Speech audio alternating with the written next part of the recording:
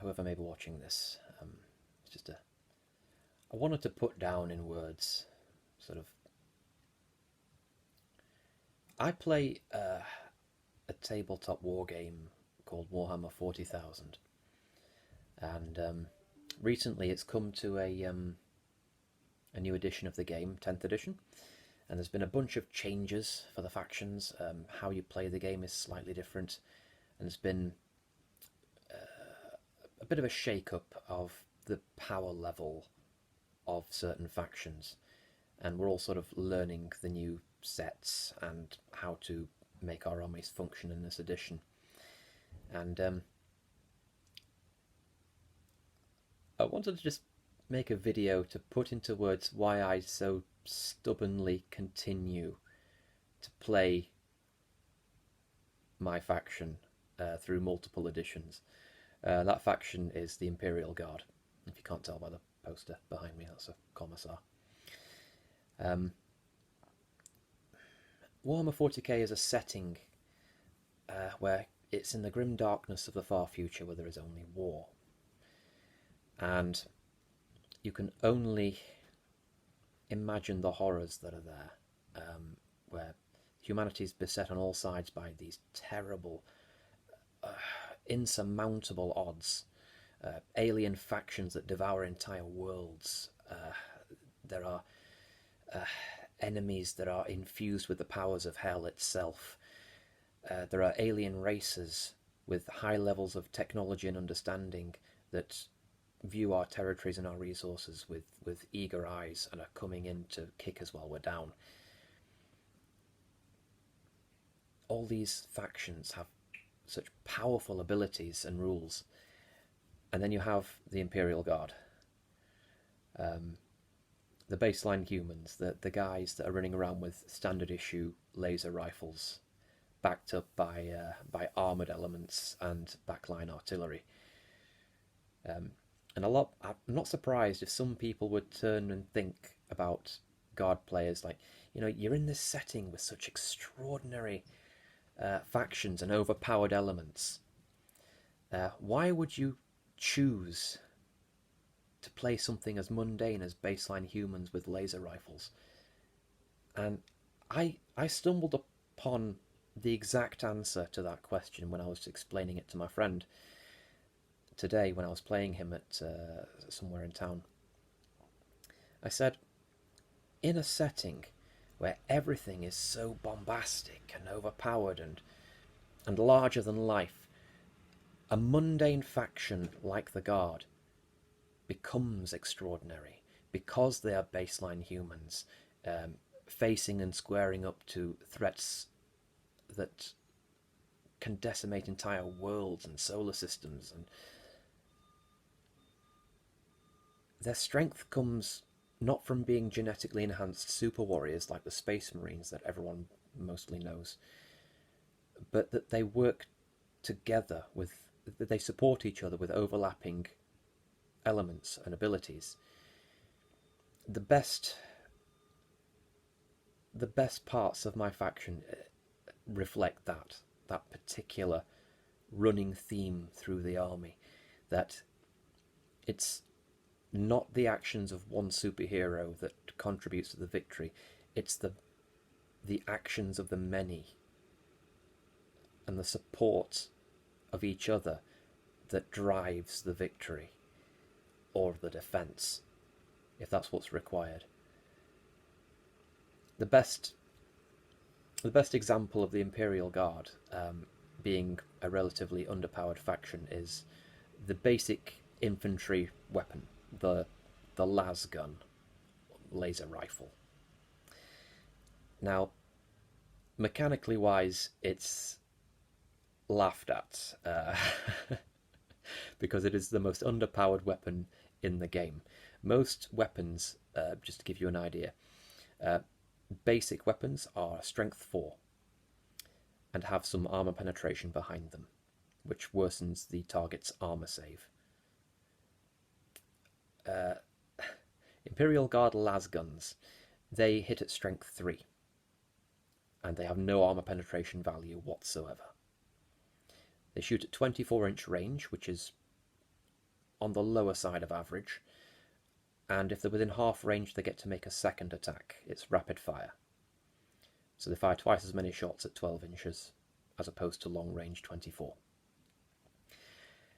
Now, the lasgun is unremarkable, but because this is the Imperial Guard, there are ways that you can make things better. If properly supported, a volley of lasgun fire from an infantry squad can do some weird and wonderful things. Okay, so getting into the nitty-gritty of what I'm talking about here. Guard function by a chain of command, as does a modern army. You know, you have your officers that issue orders to the infantry and the tanks, and that gives them a clearer idea and makes them more efficient in battle. Now, one of the basic orders you can issue from a line officer to an infantry squad is the order take aim. Now this improves the chance to hit a target. Normally guardsmen hit, this is a d6 system for those that don't know. You roll a d6 for each time you shoot, and a guardsman with a laser rifle will hit on a 4 or greater. That's a 50% chance of striking a target downrange. If the officer has told that squad to take aim, they sight up, it improves their ballistic skill, that particular stat block specifically, to 3+. So they then hit on a greater than average chance. They look down their sights and they let the enemy have it. That's a good example of just right there supporting the supporting mechanics of the army. But there are other things you can do as well. A volley of lasgun fire is still only a strength 3 weapon. And you can increase your chance to hit on a take aim order to a 3 instead of a 4. But it can get even better. If the unit that's being targeted with take aim is a Kriegsman, Death Corps of Krieg infantry squad,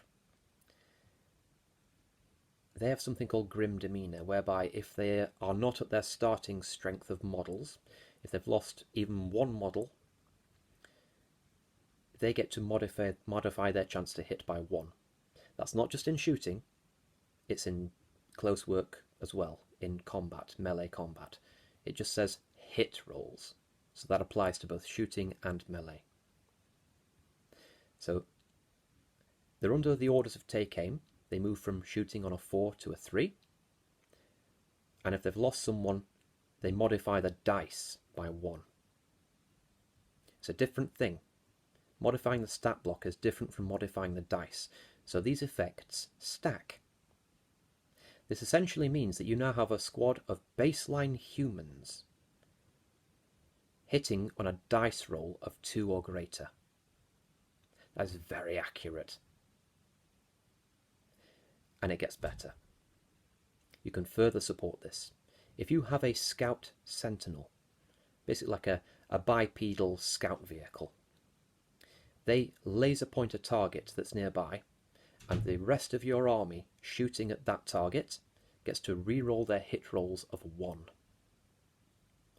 You then go to hitting on 2s, re-rolling 1s. And it gets better. If you are stationary with the unit that is shooting, we have something that's a detachment ability called Born Soldiers. If you have not moved with that unit in your movement phase, every hit roll of 6, like a 6 comes up on the face of the die, that hit automatically wounds the target. It doesn't matter how tough it is. It could be a baseline human equivalent that you're shooting. It could be an Astartes super warrior at toughness 4. It could be a tank. It could be a warlord titan at toughness stupid. It will automatically wound the target. And the number of shots you're putting out, you're bound to roll some 6s. especially if you're re-rolling your ones. It increases your chances dramatically.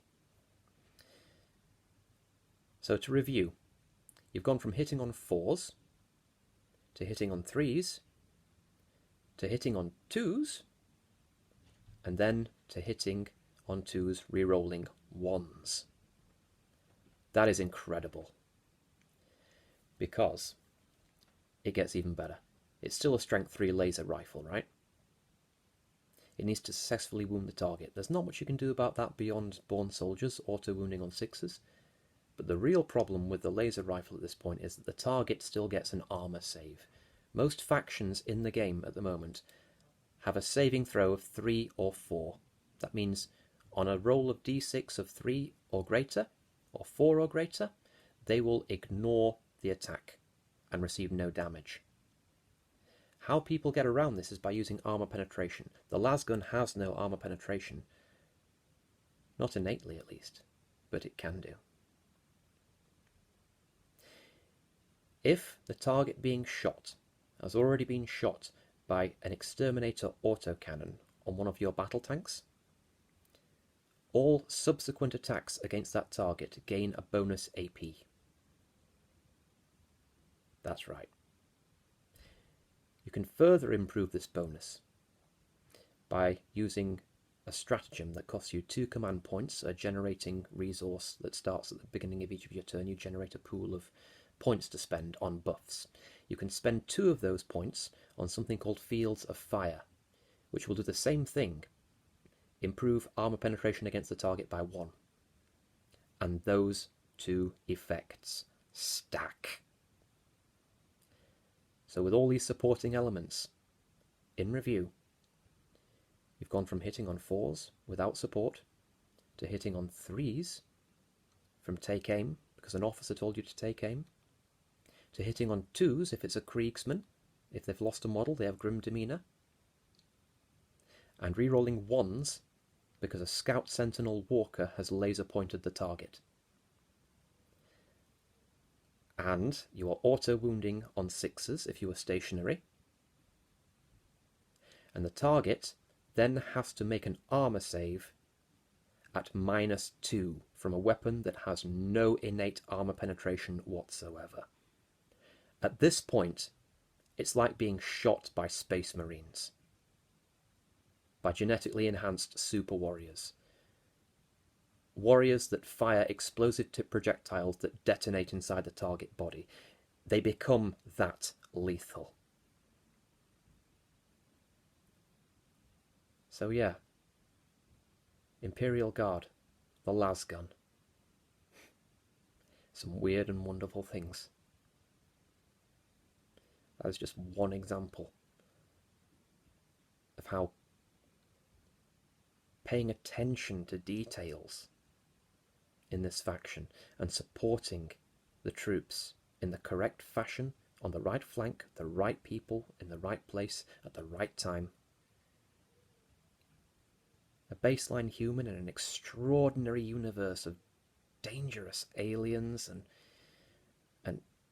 warp-spawn demons can actually hold the line against these things if they work together. That's what I love about this faction.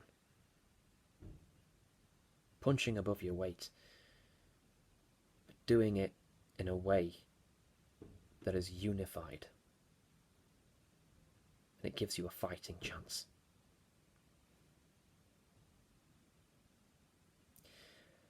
I'm going to be playing Imperial Guard for the rest of my life, I think. And because of that, I think it's high time I got myself a tattoo of the Cadian Gate. Because, yes, I'm a boring Cadian regiment player. I love the other regiments as well, but the lore of the Cadian regiment, it just captured my imagination. Soldiers from birth.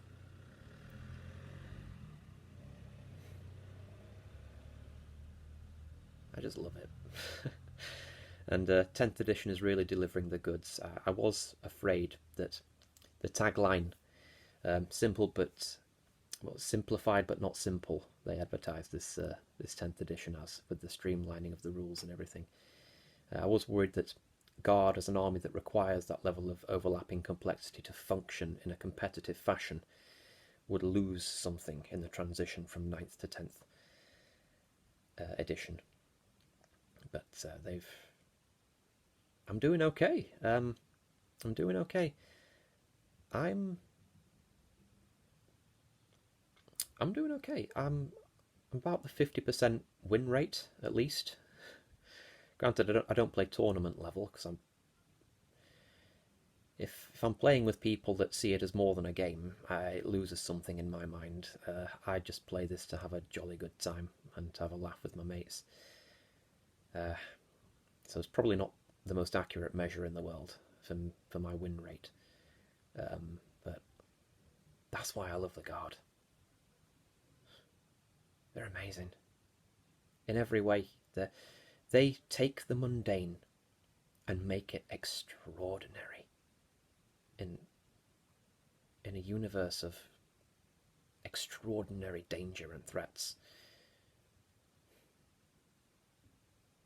Well, I think that's about all I wanted to say anyway. If you listen to this or watch this, thank you, I guess. Not that I'm expecting anyone to, I just wanted to put a video out there that voiced the core of my appreciation for this particular faction in this extraordinary game. So I hope you have a nice day, whoever you are, and if you're a fellow player, fight on.